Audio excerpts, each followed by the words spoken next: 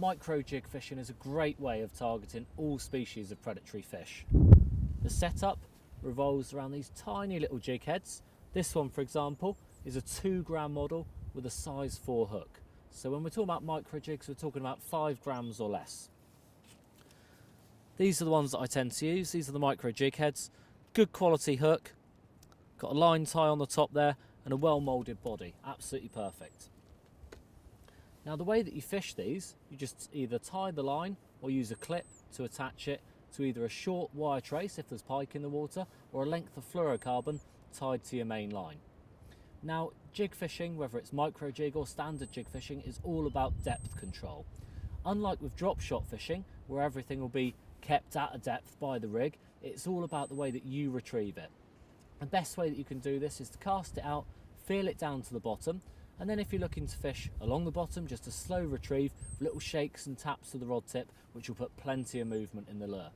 Don't forget also to sometimes just drop it to the lake bed or river bed, and little flicks to lift it again, which imitates a dying fish. Really good little tip.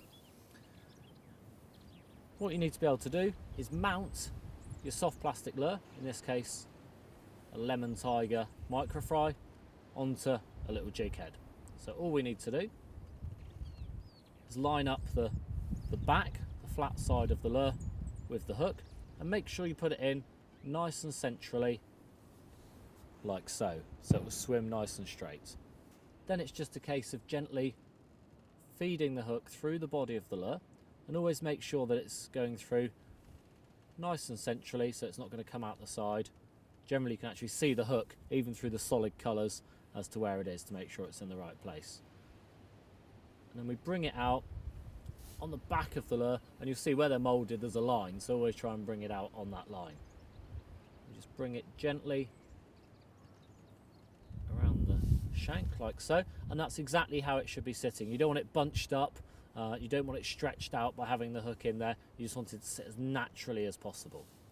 So there you go, that's all ready rigged, ready to go.